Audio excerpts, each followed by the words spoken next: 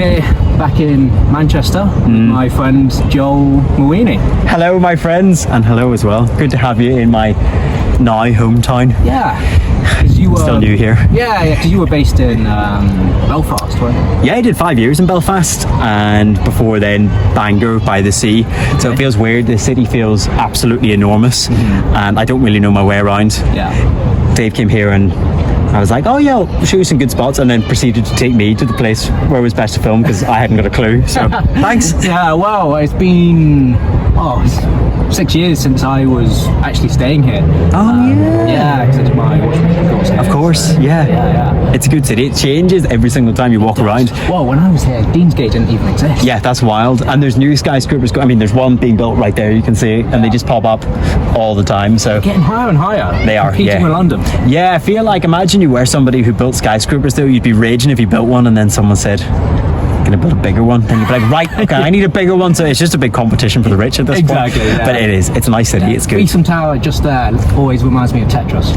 Yeah, it does, doesn't it? A comedian friend of mine, Adam Bloom, made a joke about that. He said that it looks like God is bad at Tetris. That's about right. Yeah, that's about right. It looks right. But there's so many more now. I mean, I don't even know what they're called. You said one looked like a PlayStation 5. I did, yeah. And that's about right.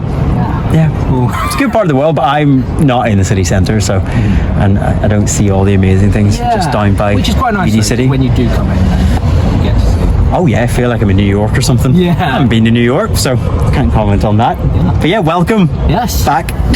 Thank you. And yeah, thanks for joining me. So, pleasure. I kind of want to go so Joe, you're a magician. I am. A professional magician. Well, that's what they tell me. I'm chancing my arm for the time being, but yes, I love magic. Good. And I want to go right back to the beginning. So you were born in Bangor. Yes. And then where did it go from there? So I lived in Bangor till I was in my early 20s, and it's a strange thing, right? Because I started magic so young, when I was around 5 or 6. I don't recall a time before then, really. I just always had a deck of cards in my hand. I have vague memories of getting my first magic kit and the first time I saw magic, but again, I was so little that I probably misremembered it. And I was so in it that I struggled to understand what other kids did with their free time. So I'm like, what do you do when you get home from school? I thought probably making friends is what they were doing. But I was just so invested. And so I spent early years learning. Then school was like a training ground because I was always practicing with people. I was really involved in music and drama and that sort of thing, which now leads into doing the stage stuff and I suppose presenting, which I now do too. But it was just my whole life. And then when I turned 18, I left school for a gap year. Okay. I'm on my 8th gap year now, so that's good. What did that first gap year consist of?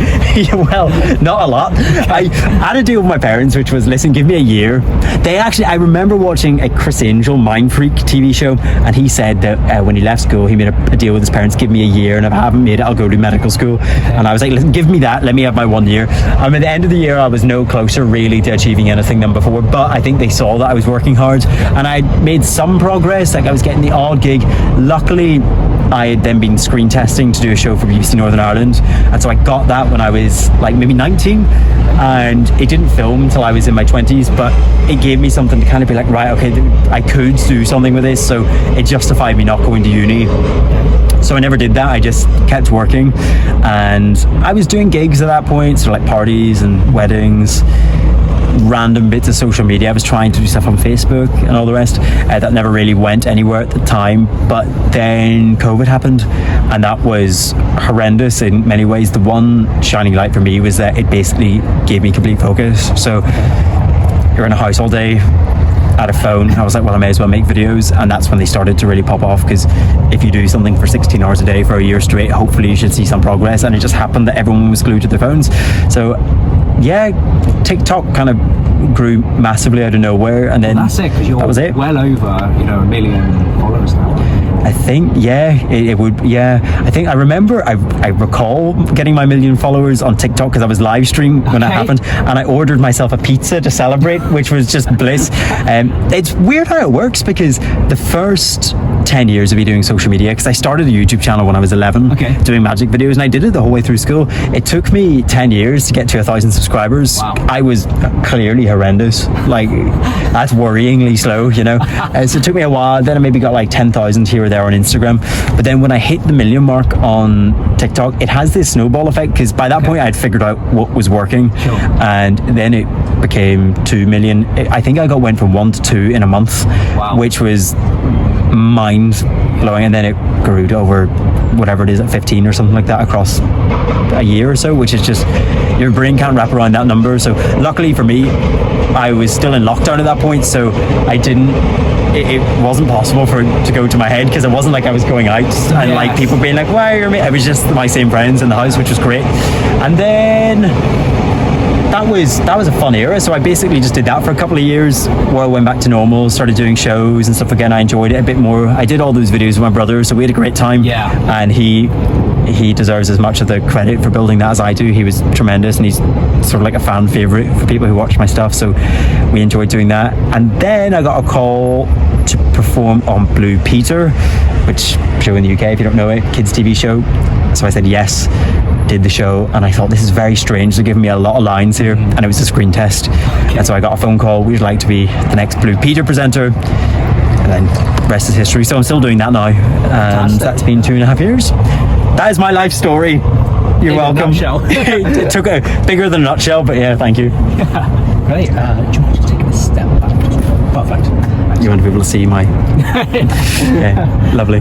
So so what was your inspiration for getting into magic? You know, that's it's a niche thing, but everyone likes magic. You don't come across that many magicians. Yeah, you don't. We're quite rare, and I think it's why magicians tend to get on quite well when we meet, because we have this thing in common that you can't talk about, which is the secrets. So when you meet another magician, suddenly this huge part of your life you can finally discuss. My inspiration very young would have been a guy called Chris Angel, who is just the loveliest man, and I still just think is untouchable in terms of what he did to regenerate magic.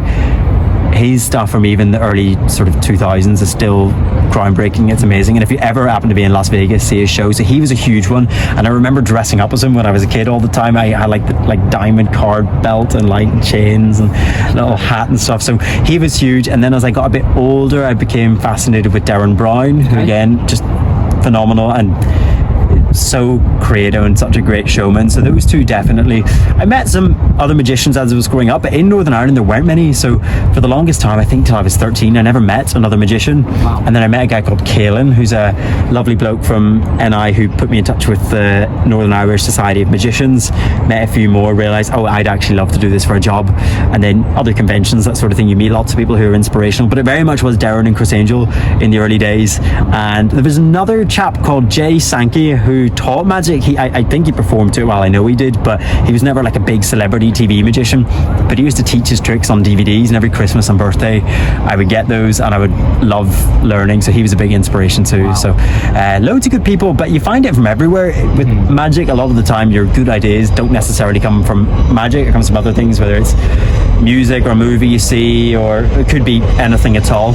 Tram. Let's wait. Yeah, a few of these. You might not even be able to hear it. iPhones are pretty good at filtering that out now, but we won't run the risk. We're nearly gone. That's good. It's not one of those mental long trains like the freight trains. So yeah, that was my inspiration getting started, and I love magic more now than I did back then. I think it's one of those things, like most things in life, that compound. The more you know, then little extra things that go on top really are enjoyable. So I still love watching magicians, and if something can't be figured out, that tickles me. So okay, yeah, well that's it, because for me it's just the frustration of you know,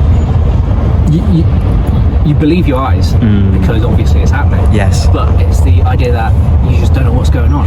Yeah, and I think that's maybe what separated me and got me so into it. Was I'm quite an inquisitive person, and I'm probably very competitive too. So when I first saw tricks, and most people would go, oh my gosh, how did he do that? And then go, anyway, right, back to the rest of my day, my brain would say, how did he do that? And I need to figure that out, or else I'll not be able to sleep tonight. It'll just irk me so much. And I still feel that way about magic as well. Okay. There's some tricks I don't know how they work, and I hope that the people who invent them take them to the grave, but it's very frustrating. So I had that just deep need to know, I think, and that is basically what drove me to practice, you know. So because a lot of the best secrets do require a lot of practice, and in order to keep the secret you have to be good. So I love giving other people that feeling. I don't think quite of intense rage, frustration, but most people just watch it and are just like wound up, and then they can move on and enjoy it as an experience.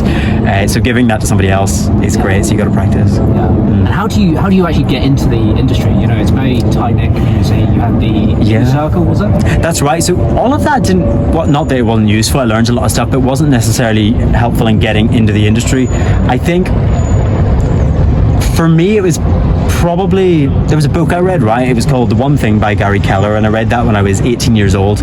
And his whole thing was that there's plenty of different things you could do to be successful. Usually there's one thing. And I figured out that in my case, that one thing, in order to probably give me my best shot, was social media. So I decided to drop everything else and just focus on putting myself out there online. And for me, that's what my path was. I didn't go into the... I'll pause just in case. I'll tell a quick story what we're doing. Our Blue Peter studios are on a tram line, or they're not anymore, but they used to be, so I'm well used to just going, wait, and welcome back, queer. So, but yeah, for me it was social, and that gave me leverage basically, because there were plenty of magicians in Northern Ireland and in the UK that were better than me, or looked better than me, or better presenting. But having the eyeballs on social media gave me leverage, and I realised I had to lean into that. So that really, really helped. And I think going all in on it made a big difference. I suppose, having said that, I also was very, very willing to be told no. So for all the times I did social, I did show up to screen tests and, you know, put myself out there for gigs or plenty of other things. I mean, even doing gigs yourself, you're set up to get lots of rejections. So I think if you did want to be in entertainment, specifically magic, you have to be willing to take loss after loss after loss after loss after loss. And if it's really important to that you want to make it, not that I ever thought I'd be on TV or anything like that, but even just as an entertainer doing gigs, you have to get used to the rejection of it, and that is part of it. And it's important to remember that whole thing of, you know, every no that you get does in theory bring you closer to that yes. Now that's not necessarily true, but it's a helpful way of thinking. So that's sort of, when I was younger, how I thought about it. Okay. How are you? Hello. Hello. Perfect. So how do you deal with that rejection? You know, the sort of hurdles in your career or personal life? It's difficult. So I think the first thing I got lucky with is that I do have a very supportive family and group of friends. Now, that wasn't always the case. My friends have changed as I've got older. Great people, but just maybe weren't fully on board with what I was doing, and those people gradually slip away. But my family, and particularly my brother, really have been rocks for me as well, and that made it a lot easier. So a comment on the internet that could be hurtful doesn't really mean so much if you're sat on the sofa with your brother and he doesn't care, you know. So I think having people close to you that are disconnected necessarily from the work or are involved could be really, really useful. I think you just got to accept it as part of it. That's the thing. If you want to be loved by everyone, it's not going to happen, and that's a hard thing to swallow, especially these days when maybe a little bit more mollycoddled and sheltered. I think because I started very young and I got used to it quite young, that made it a bit easier. But don't get me wrong, I mean, you can stand on a stage 1,000 times and you'll still get a bit nervous and want to impress people. It's not that you don't care at all what anyone thinks. I think you just learn, your frustration tolerance grows and you stop catastrophizing it. So you're doing a show and something goes wrong. Some people would find that incredibly difficult. Firstly, the more you do it, the less likely that is to happen, but it still can. I think when you realise, you know what, even if that does happen, it's not the end of the world. My life won't stop. Once you have that frame of reference for what a worst case scenario is and you can decatastrophize that, it becomes a bit easier. But really, I think the only way to actually get used to it and not let it bother you so much is just going through it. And there will be days that you're really upset. I mean, it doesn't matter, you could have 25,000 amazing, lovely comments and that one negative one will still sting, especially if there's a bit of truth to it as well. But after a while, I sort of realised, look, listen, that person wasn't going to come see a show or buy my t-shirt, so I don't really care, you know. I do think some people use that now as an excuse to just be not great online. So some people will just say you're a hater after doing something atrocious or being a bit rude, and it's like, well, you know, if all of your comments are really nasty and negative, you might want to look inward. But the odd negative comment, if you're genuinely passionate and trying to put stuff out there that's very nice, I think you can stomach more hate than you possibly think. And especially with magic, you're gonna get people saying, oh, it's fake, or I know how you did this, or whatever. It's just part of it. So if you can accept that and you're willing to have that trade-off, it's not too bad. The other thing is, I tend to just not read comments that much, because at some point I realized there's only so much you're really going to learn from that. Sure, you can get ideas or whatever, but you're not really going to get too much. You're certainly not going to get more than studying people who are better than you, or taking advice from close mentors or friends, or trying to brainstorm yourself. Yeah. How do you find social aspects? You know, with me, there are certain aspects of my job that I can't talk about. Yes. Some parts of the industry, but the majority of it I can. Yeah. Whereas with you, it seems that pretty much all of your job is just, you know, it's like you just cannot talk about it. It's a frustrating thing, and it sort of goes back to what I said earlier, which is that when you meet another magician, it's a beautiful thing, because you're like, oh, we have this in common, the most exciting thing that we're so passionate about, we can finally talk about. And it's interesting, I tend to run a bit differently than what I've seen the majority of magicians, because a lot of magicians, someone will ask, how did you do that? And they'll be like, I will never tell you, I would never want, and they like keeping the secret to themselves. I struggle, like everything inside me wants to go, oh my god, please look how clever this is, and because that's interesting to me, it's the bit that's fun. So I think it can be challenging, and everything inside me wants to burst out with how you've done it. Have you ever burst out and done it? Not like in public or anything like that. Not, to be fair, I do have a rule, which is that if someone asks me how I do it, I will not tell them. If they ask me again separately to the group, I'll still not tell them. I will usually say, listen, look, if you really do want to know, not just how this specific trick works, but if you actually want to learn magic, shoot me an email.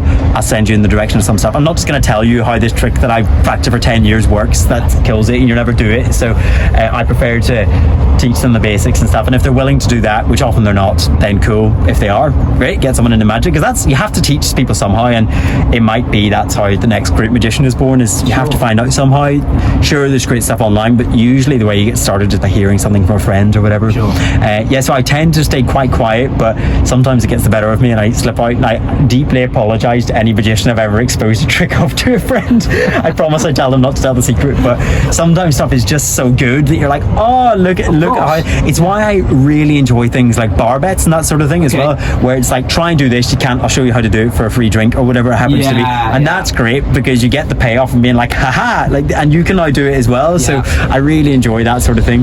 It's difficult because with magic you could spend 10 years perfecting this tiny little move that nobody ever sees, and the idea is that they don't see it happen. It's not like if you were a professional sportsman where you practice and then you show off like the actual move itself.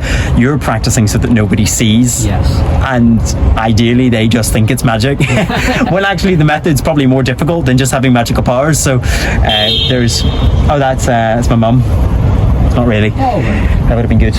But yeah, so it is hard sometimes, and again, it's why I keep a close circle of magicians, where honestly we're like the biggest nerds in the world, and we'll see like this special gimmicked cards come out and we're like, oh, this card is the nerdiest thing, but it's great. And magic conventions are fun for that as well, where you just get to geek out a little bit, and I love it. You very much speak your own language. Absolutely, it's really funny. Have you ever seen that show Penn and Teller Fool Us? I have. And Penn will be speaking to the magicians at the front, giving absolute gobbledygook, but you're watching it going, yes, I actually do know what he means there. And it's fun to watch it with a layperson, because they're like, hello, what is going on? So yeah, you have to do your magic speak, and it's great when you meet another magician. You get to do that, it's fun. And what sort of feeling do you get when you perform the trick? Because you recently you've toured. Yes. So was that your first time touring? It would have been, yeah. I've done random one-off shows, but that was the first time we toured a show, and hopefully later this year as well. We've got some dates booked in. Yeah. Keep an eye out. And yeah, mate, there's nothing better than it. Live magic is the best feeling in the world. It's why I got into it. I mean, TV is great, social media is great, but it does not do the same thing, because you don't see the reaction in real time, and it's actually hard to remember when you're on telly that there are people on the other side of the lens. You have to remind yourself of that sometimes, whereas when it's right in front of you viscerally, you can't ignore it. You can see it instantly as well. It's such a beautiful thing, and there's no feeling like it in the world. There's also nothing worse than if something doesn't land. You're like, oh, my heart. So has that happened? Oh yeah, loads of times, and that's again one of those things. If you're willing to go through that, that's how you get good. You're never going to get good if you don't have your mess ups, and that's how you learn how to deal with it in the future. So performing now, lots of things could go wrong, and it doesn't really scare me anymore. Not that I know how to fix it, I probably wouldn't, but you then learn so that it doesn't happen again. So I always say, if things aren't going wrong in your show, then you're not doing enough shows. A friend told me that once, and it is very, very true. You have to be willing to be bad to get okay, and then you're still going to have stuff go wrong as well. So it's the best feeling in the world, and every audience is different, especially in different countries, but in general it's just a great buzz, you know. And I think magic is one of those rare things where you can get something out of every human being that other arts can't, or just a different sort of reaction, you know. And it's fun because if you've ever experienced it yourself, whenever I used to see people like Darren or something on stage, and it would genuinely take the breath out of you, knowing that you can even give a fraction of that to somebody else is a really cool thing. So I love it. So you entered lockdown really sort of aspiring and, you know, really trying to sort of find your ground. And then lockdown happened, you came back out with over 1 million followers. And you know, nuts. How was that? And I still had no idea what I was doing. Still don't. You must get recognised in public now, surely. It would. It's changed a bit. I was speaking to you off camera about this before. When it was TikTok, it would be a lot more because it's adult people, and adults are out and about in the world. But now it's kids TV, so it's not often that you're just where a massive group of children are, unless you happen to be, if we're filming around there like primary school, or could be chaos. But do you know what, it's one of these things, I suppose if you're low level fame or popularity, which is what I am, under no illusions of being like a mad celebrity or something, I would imagine it gets to a point if you were very famous where it becomes inconvenient. But there's something nice about having like a low level sort of niche popularity, because you can live your life like normal. I don't need to have security guards. But equally, people are very friendly when they come up, especially if you're doing magic. People just typically want to see something, and I think it's nice. The way I put it is, I spent 15-20 years trying to get people to watch, and now that they are watching, I would be a fool to complain about that. It's the loveliest thing in the world, and I've honestly never had a bad interaction with someone coming up. I'm sure they say horrible things behind my back, but to my face, everyone's been very, very nice. I think magic's good for that, because it's not like I'm, known for being like having some sort of controversial career or like an edgy political agenda or something. It's just tricks, so people are usually very, very nice. And it's especially lovely if you meet young guys who are getting into magic themselves, and they've maybe got into, I've had that a few times where people have got into magic because they've watched my stuff online, and that's really cool. Well, I'd be one of those. Well, yeah, of course. And so and that's the best thing in the world, because I do genuinely love magic, and even if I was not getting paid, I still would be doing it. It happens that I've managed to make it work, but I would still be doing it for fun. And so to be able to give that, or even just assist in someone getting into it, is a really fun thing, because I know how much joy it's brought me. And there's been times where life's been very difficult, there's challenges, and it's always been there for me. Just the skill of magic, it never goes away. So it's always something I go back to. Having a bad day, learn a few tricks, pack of cards, cheer yourself up. So it's a nice thing to pass on. Yeah, definitely. Do you get bad days often? You're very charismatic, you're very friendly, you've always got a good smile. It's the coffee. Of course, like any human being as well. I've been very, very lucky. I have great family and friends, great relationship. I live in a great country. There's not a lot to complain about, but like any person, you have your bad days. Especially I can get very tired, and there's a lot of travel involved in my job. It's not always like lights, camera, action. There's a lot of lonely. That would probably be the biggest one I felt, is especially doing the TV work, is it can be quite lonely, because you spend a lot of time by yourself in hotels and on big long train journeys, and the more you grow, more pressures come on. Like I for a while had like an employee, and there's an office, and that stuff just becomes stressful. So I'd say I have less like really bad days. I would deal with a lot of stress, and that's just because that's the only way you can learn to deal with it, is just by going through it. So absolutely, but for me it's always just been about having important people close to me all the time. So anytime I feel myself drifting in my own world too much, I do now make a conscious effort to make sure I'm staying in touch with everyone I do love, because you need them some days, and then you can be there for them as well. So Yeah, and I probably drink too much coffee. That probably doesn't help on the bad days too. I can learn from that. But absolutely, and I think as I get a little bit older, I'm realizing now how important looking after your mental health is, because when I was younger, it was more, I would stay physically very fit and I would always make sure I was working hard and getting the results, but you can do that at the consequence of your head going to mush sometimes, and you lose track. Suddenly these things can become so important, like the next 100,000 people or the next TV show, and you suddenly realize all this time has passed and you haven't really enjoyed any of it, and you're stressed or sick, and that's not good either. So it's difficult because it tends to be, to get a really top result in something, you're usually not that balanced, but with that you're not balanced. Yes. So it's hard. I mean, I think in the early days it was a bit easier because there was no pressure to be like, right, you should probably start looking at, maybe settling down a wee bit. You're 19, you can do whatever you want, and if something didn't work or I've had a bad week of business, it didn't matter so much because you're 19, who cares? But as the pressure loads on a little bit more, that can be stressful. Yeah, of course, every person does, and I think it's important to realise that whoever your biggest sort of superstar idols are, they have them too, and some people are just better at hiding it than others. We're all humans at the end of the day, so yeah, hugely so. And there's people I know who are really good friends who aren't in the industry at all, who they are far happier human beings. They might not get recognised out the street or be on a camera, but they're a lot more content as well. So I think people have this notion that if they make a lot more money and if they become famous or whatever, that it's going to lead to you being happy. Not that I'm not grateful, I absolutely, it's brought me a lot of joy as well, but I know plenty of people where that's not the case as well. So it's important to look after your own head and to keep an eye on what's actually important to you. Yeah, of course. What has been the highlight of your career, interests? Oh, that's a good question. No one's ever asked me that. The highlight. You know what? I tell you a moment that was just so sick, and it wasn't really even necessarily connected to something that I was doing in that moment, but I flew out to Las Vegas with a good friend of mine, and I went to see Chris Angel's show in Vegas, and I am a mega fan of Chris. I think he's amazing. I think it's the best magic show I've seen. It's tremendous. And I was sat smack bang in the front row,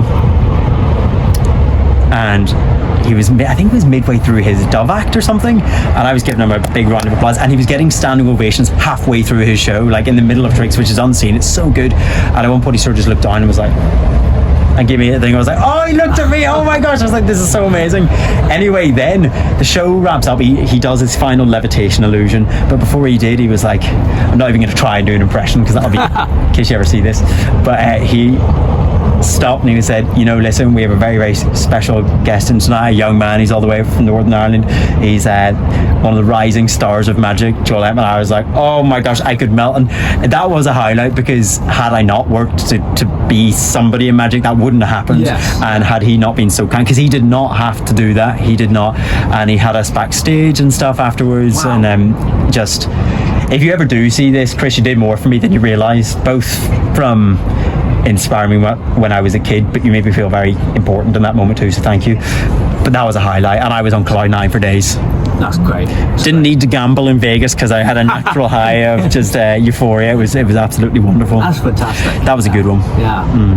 Who's the most, to you, interesting or inspirational or famous person in your speed dial? Ooh, that's a good question. Let me see. Should we see? Should I have a look? Let's have a look at Joel M's phone. My dad. Who do I call the most, actually? I call my girlfriend the most. She's a Blue Peter presenter, so that's good. That's a flex. Very good. Let's see. Okay, who have I got here? Do you know, for a laugh back in the day, because I used to get asked that all the time when I used to deliberately put people's like mad celebrities numbers in my phone that I didn't actually have, just to show them, and they'd be like, no way. I'm thinking, no, not really. Just get somebody from Bargain Hunt. Okay, that's fun. I don't actually. I mean, I have a lot of people that like celebrities I've met and I'd be in touch with, like on Instagram, but most of my really close friends are just people I've known all my life. Yeah. And I mean, they're obviously the most important to me. Hilariously, like, I am trying to look through. I mean, I suppose it's mainly famous magicians. Yeah. I've got Chris Angel's number. That's a good one. That's right. Dynamo's in here. Wow. oh, funny, I have Dynamo and then Stephen Friend saved separately. That's hilarious. Yeah, I mean, I'm sure there's other people in here, but I tend not to flex it. There are a couple that I probably shouldn't say. Those would be big ones that people would have heard of with Magic. Gosh, I've got, it's a mad the amount of contacts your phone connects over 15 years, isn't it? I didn't even know I had half of these people. I'm actually seeing people here that I'm like, gosh, I should probably give them a ring. There's some names in here I don't even know who they are. So that's not good. But yeah, that's going to take me forever to go through. To be honest, I mean, I meet a lot of very famous people, and everyone's been really, really lovely. I think it's interesting because I tend to dip in and out quite quickly, and you never really get to know them, but there's some folks I've stayed in touch with, and these days social media is great because they can see all your stuff and you can see them, and you sort of feel like you're in touch even though you're not, which is kind of weird. You get little insights into each other's lives. Yeah, and it's quite fun. If you meet another celebrity, you do have a lot more in common just at baseline because you sort of deal with similar stresses that other people might not necessarily have to deal with. It's just different, you know, so that's quite nice. But it's weird now, I couldn't tell you the last time I gave my number out to somebody. It's usually Instagram. It's not how you stay in touch with people now. So I do have some cool people that the Prince and Princess of Wales follow me on Instagram. That's my flex. That's maybe a good answer to what you were saying. That's great. I think they follow like 80 people or something, so that's good. Yeah, that's maybe how I should have started that 25-minute answer. Thanks.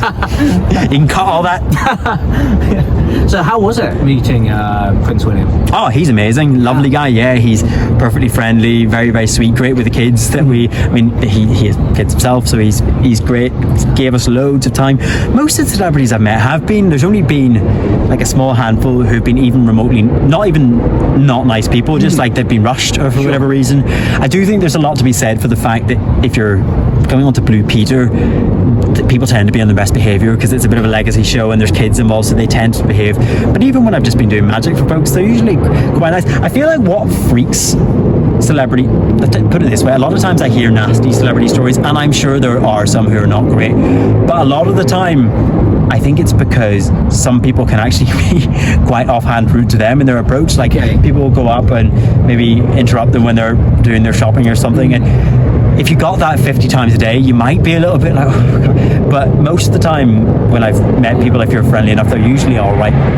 Again, I'm sure there are some out there who are not great, but I just haven't met them. I think you'd be pretty pissed off if you have people coming up to you with phones, you know, filming in your face and stuff without, you know, permission. Plus, not everyone's that socially aware. You do get some people who are, I mean, I've had some very odd interactions of people coming up and saying hello, and you're like, I feel like I want to like look behind me when I'm walking home tonight. You're not following me. It's a bit strange, but that just happens. And again, usually these people are completely harmless. They can get a little bit start. And it's happened to me as well. I remember whenever I met Darren for the first time, I actually had to say to him, like, dude, listen, I really hope I'm not coming off weird here because I am obsessed with you. So I totally get it. You had your fanboy moment as well. Absolutely, and they're great. I've had it with him, with Chris, when I first met Stephen Friend as well. I was really excited, and that's great. The nice thing with magic is you can meet these people. Like, it's not completely off grid. Like, if you were a fan of Mission Impossible, you're probably not going to get dinner with Tom Cruise, but you can in magic if you're willing to sort of build up your own profile and that sort of thing, or if you're just really good, they'll get in touch for work. So it's really cool. Yeah, that's great. Yeah. How do you find moving around, because you moved quite a bit recently? That's the hardest part of the job, 100%. I feel like my nervous system is in hysterics still from 2 years of just touch and go. There was a while that I used to play a game with myself, which is when I woke up in the mornings before opening my eyes, I would try and guess where I am, because I wouldn't have a clue half the time. I'd be in a different hotel every night, or different city, or waking up in a crew car, and you just have no idea. That is tough. It's little things you don't think about if you're on the run all the time. Like, you don't have a wardrobe, for example, so you're having to just recycle clothes all the time. Like, absolutely, by the way, first world problems. Like, it's just different, you know. And so I had to learn to live out of a suitcase. It's a lot of time in airport lounges and stuff. Again, these are luxury problems and very aware, but it's just things that you don't expect, you know. Yes. So that was hard, and it's a lot of time spent by yourself, and it was tricky in the beginning to try and balance work, because when you're traveling all the time, people will say make the road your office and stuff, but that's not really practical if you're a creative and you're trying to film and stuff. It doesn't work. So that was a bit challenging. I'm sort of more used to it now. I have a space here that's kind of close to where we film and all the rest, so that's really handy. And to be fair, it was trickier in the beginning because I didn't know anyone on the team that I was traveling with. I was brand new, whereas across 2 years, if you're filming and in cars for hours and hours with these people, they've become some of your closest friends. So the Blue Peter team, for example, some of the guys on that film team know me better than some family members. Wow. And we were really, really tight. So that's a beautiful thing, and that's made it a lot easier. So you get excited to go on the road a little bit, even if it is a 9-hour car journey to somewhere mad in the middle of the mountains. You make it fun. So of course, you just, it's little things, like you learn things to pack that make your trip easier as well. So it's tiny little, like, it sounds stupid, but the addition of bringing a Nintendo Switch on the road made to me is tremendous. There's so many books and audiobooks you can listen to before you just want to waste your brain away. That's it. That would have been my next question is, what's your go-to item? Yeah, I pack basically the same things everywhere I go. If I'm in my toiletries, this is a good, right, so if you ever find yourself in a job where you travel a lot, rebuy all your toiletries twice, and then have a toiletries bag pre-packed to just go all the time, because I spent half my time forgetting toiletries. That makes it a lot easier. So sure. I always have a toiletries bag that is just packed. I have 2 electric razors, 2 things of shampoo, everything, just have it all there. I then always I have a Nintendo Switch, which is loaded with the Batman Arkham games. Oh wow, good, love that. Very good. I always bring my laptop just for work, because sometimes you don't know when you might have 3 hours when you're filming where you could get something done. Sure. I have a second phone in case I ever get stranded, which has happened, so that was useful. And besides that, it's just clothes basically, and I carry a deck of cards usually everywhere I go as well if I'm on the move. So, but it's little things again. 2 sets of headphones in case one dies, because mate, there's nothing worse than being stuck on a 5-hour train and your headphones die.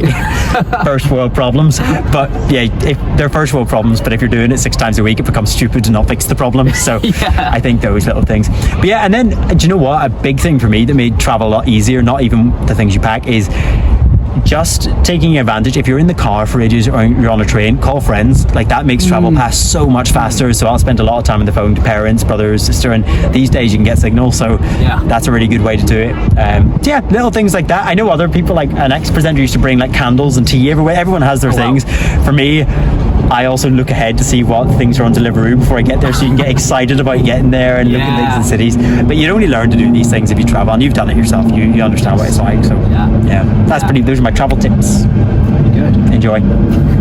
If you had a dream place to live, where would it be?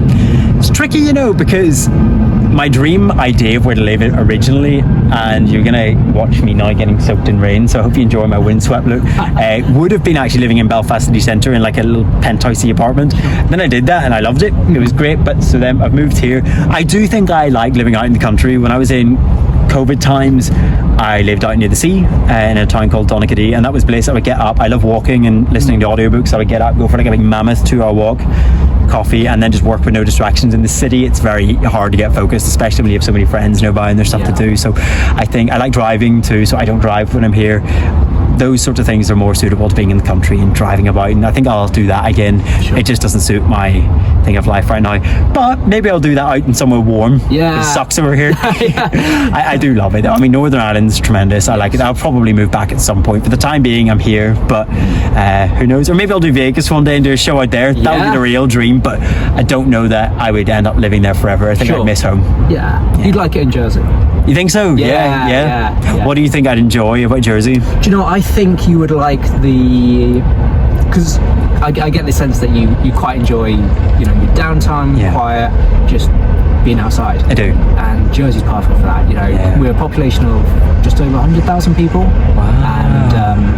And you can go areas of the island where you might not see people for hours. See, now that's good. That is good. You don't get that round here. No, you don't.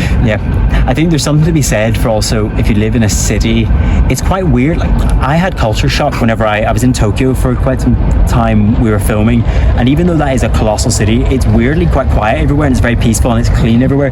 So when I came back to Manchester, just the sound of trams and vape smoke going everywhere and stuff, I was like, oh my gosh, what is going on? And you realize it's probably not conducive for humans to live in this all the time, and you're kind of on like high alert all the time. Yes, so living out in the countryside, it's a really, speak of the devil, here we have a nice tram. Hello, Blackpool North Tram.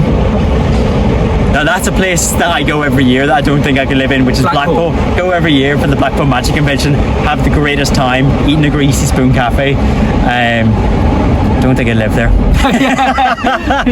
Lovely people as well though, everyone's really friendly. It's just cold and windy. And we do it in February for some mad reason when we go down. It's a stupid idea. There was literally a weather hazard warning one of the times we were there. Mental. Because it's up in Blackpool Tower. I'll have to come to Jersey at some point then. I'd love to. Sounds like my sort of spot. Show you around. We'll do it. We'll make it happen. Absolutely. I need to see more.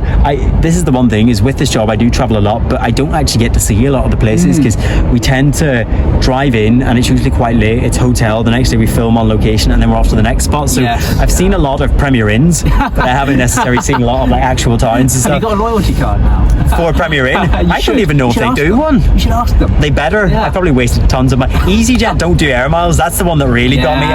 If they'd done air miles, I could be I'd be well off at this point, but it is what it is.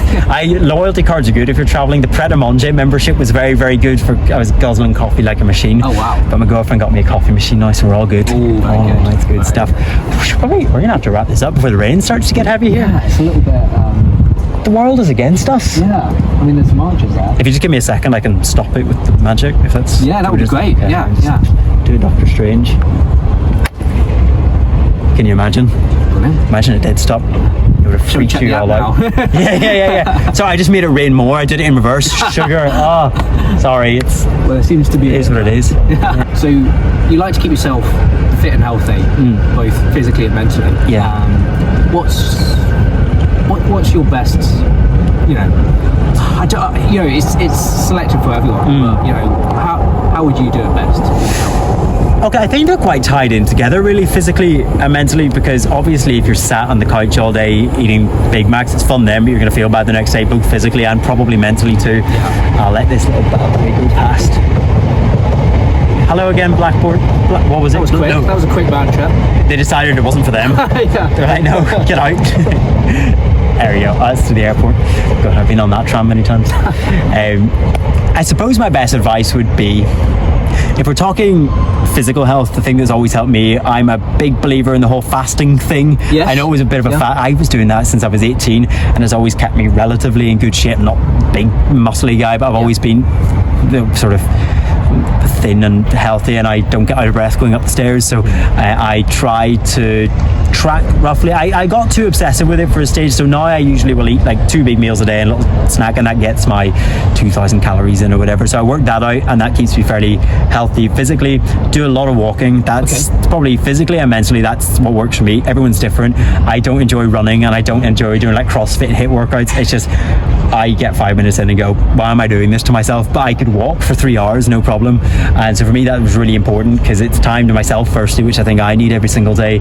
It's good time to like learn stuff. You can listen to books, but equally walking's just so good for you, and it clears everything out. I find that if I am walking an hour a day, my skin gets better, I'm in a better mood, digestion's better, so those are really important. And then I lift weights twice a week. I used to do it a lot more, and I was at one stage 20 kilo heavier than I am now, but my body just didn't agree with that, and the second I stopped training that heavily and eating as much, it all just went back to baseline. So I feel better around sort of where I'm comfortable. I think it's important to do it to where you feel good, but don't push it so far, especially these days. Like, body standards are so mad. If you look online, you believe that every single person is 5% body fat and jacked. It's not true. Number one, the images often aren't real, and number two, that's the 0.1%. so it's about doing things probably that you enjoy. For me, it's walking. For somebody else, it might be cycling or swimming. Find something you like doing that it doesn't feel like a chore to do, and just try and do it like a few times a week. If you can do it every day, amazing, but you can overdo it too. So the second you're getting obsessive, that's not good. And then I suppose water, drink a lot of that. I drink black coffee, that helps. But equally, like I eat really basic Okay. stuff. So I eat pretty much like chicken and rice or chicken and potatoes most days. Not because I think that's like a bro meal, but I just like it. I'll equally eat anything. Like I still have pizzas and desserts and stuff when I want to, but it's balancing it out. And especially if you're in the entertainment industry, it's really easy to like put on weight because, or just feel unhealthy in general, because it's a lot of service stations and stuff and late nights, and there's always events. So it's important just to be mindful of what you're eating. Not even physically to stay in shape, but just if you're eating greasy food all the time, your head will go nuts really fast. So that would be it. And I think those things sort of tie in: healthy exercise, good sleep. Definitely, if I was to do it all again, I'd have slept more when I was a bit younger. I used to be one of those like, get up at 5 in the morning, grind, and then you realise that you just can't do anything all day because your head's cooked. So I would definitely try and sleep a lot more. Not always possible, I understand. I can't always if we're up early for stuff, but when I can, I'll try to not set an alarm. Again, totally understand for the average person who is working 9 to 5, that isn't always possible. But if you do happen to be someone who's in like a creative industry, which is probably the sort of person I'm speaking to, let yourself sleep in the mornings, your work will be way better in the day and your mental health will be better too. Those would be my top tips. Fantastic. Great. And don't get into magic, it'll drive you crazy. I'm feeling that. Don't become an entertainer, that's the fastest way to have good mental health. That's pretty much it. Thank you very much, by the way, this has been really fun. Thank you for taking the time. And, absolute pleasure. Let's do it again sometime. I'd love to. In Jersey. In Jersey. I'll do a little superhero stance for the end, and then we can. That's a wrap, as they say. That's a wrap. Thank you. Thank you, brother. Now let's. Is it?